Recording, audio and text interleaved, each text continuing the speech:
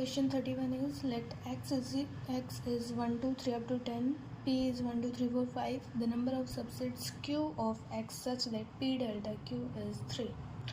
तो अब हमें x सबसेट दिया हुआ है, p सेट दिया हुआ है, हमें p डेल्टा q 3 दिया हुआ है. तो p डेल्टा q क्या होता है? p minus q union q minus p. और इसमें क्या है, सिर्फ हमारा सेट एलिमेंट हमारा आ रहा है, सिर्फ 3 आ रहा है. तो अब देखिए p माइनस क्यू को हम यहाँ p माइनस क्यू को हमारा 3 के इक्वल होना पड़ेगा, क्योंकि q माइनस p 3 के इक्वल नहीं हो सकता, क्योंकि q x का सबसेट है और x के सबसेट में बहुत सारे एलिमेंट है, जैसे 2 4 6 10.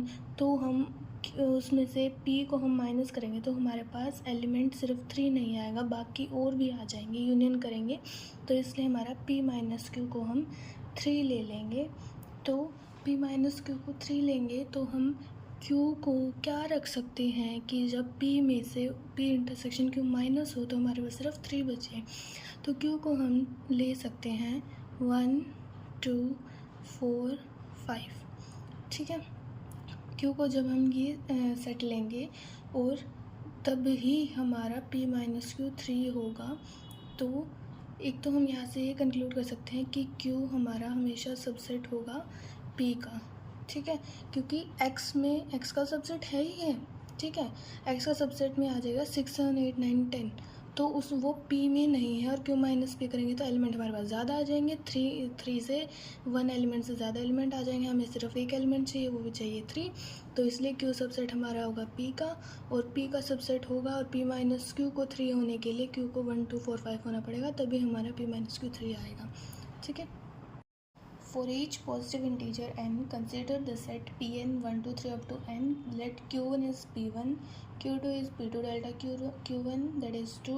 In general, qn plus 1 is pn plus 1 delta qn for n greater than equal to 1. Then the number of elements of q2k is. तो अब हमें यहाँ पे pn दिया हुआ है 1 2 up to n तक इसमें एलिमेंट्स हैं. ठीक है, तो p1 निकालेंगे तो p1 में सिर्फ 1 होगा और p1 इज इक्वल टू हमें q1 दिया हुआ है. p2 निकालेंगे तो उसमें 1 और 2 एलिमेंट्स होंगे. q2 is p2 delta q1. p2 delta q1 कैसे निकालेंगे हम? p2 minus q1 union of q1 minus p2 करके हम ये q2 निकाल सकते. q2 हमारे पास 2 आ जाएगा. ठीक है, q3 हम ऐसे निकालेंगे p3 डेल्टा q2. 1 2 3 का डेल्टा 2 के साथ हमारे पास 1 3 आ जाएगा. q4 q5 q6 तक एक बार हम निकाल के देख लेते हैं. q2 अब देखते हैं. अब हमें क्या बताना है कि q2k में कितने एलिमेंट्स होंगे. ठीक है, तो अब q2 में कितने एलिमेंट्स हैं? 1. q4 में कितने हैं? 2. q6 में कितने हैं? 3. ऐसे ही q8 में कितने होंगे? 4. तो इनको जब 2 से डिवाइड करेंगे, जो हमारे ये यहाँ पे इनपुट्स हैं, इनको जब हम 2 से डिवाइड करेंगे तो उतने ही एलिमेंट्स हमारे पास उसमें qi's में हैं, और 2k हमारा इवन है इसलिए. ठीक है, तो अब 2k को हम अगर 2 से डिवाइड करते हैं तो हमारे पास बचेगा k. तो q2k में हमारे k एलिमेंट्स हो जाएंगे. क्वेश्चन 33 क्या कह रहा है? For any two sets S and T S delta T is defined as a set of elements that belong to either S or T but not both. That is, S delta t is S union t minus S intersection t. Let A and B and C be sets such that A intersection B intersection C is phi. Then the number of elements in each of the A delta B, B delta C, C delta A में 100 elements हैं. Then the number of elements in A union B union C में कितने elements होंगे. तो अब हमें A intersection B intersection C में elements दिए हुए हैं 0 5.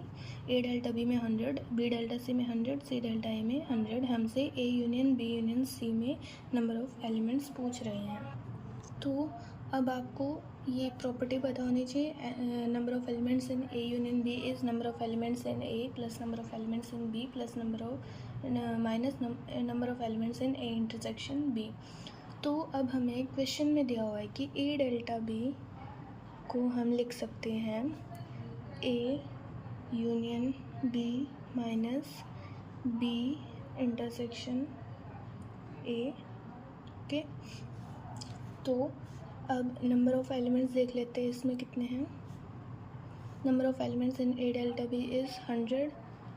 ए यूनियन बी को हम लिख सकते हैं N of A plus N of B minus N of 2 into N of A intersection B. ठीक है, तो ऐसे ही हमारे बी डेल्टा सी और सी डेल्टा ए हो जाएंगे। ठीक है, अब हमारे ये बी डेल्टा सी और सी डेल्टा ए हो गया।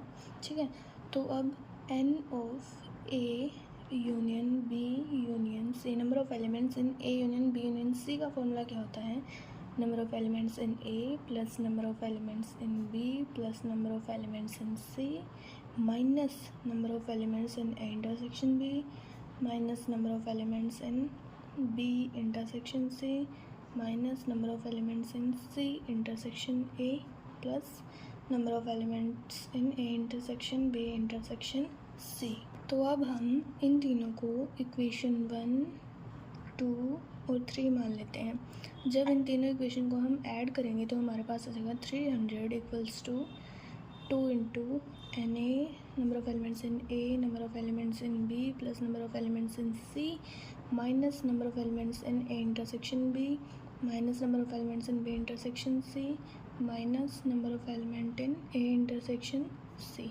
ठीक है, तो इसको डिवाइड करेंगे तो 150 के इक्वल आ जाएगा। अब ये पूरा हमारा यहाँ तक 150 के इक्वल आ गया है और इसको हम लिख देंगे A union B union C is 150 plus number of elements in A intersection B intersection C. ये हमें 5 दिए हुए हैं, तो हमारे A union B union C में एलिमेंट्स 150 हो जाएंगे।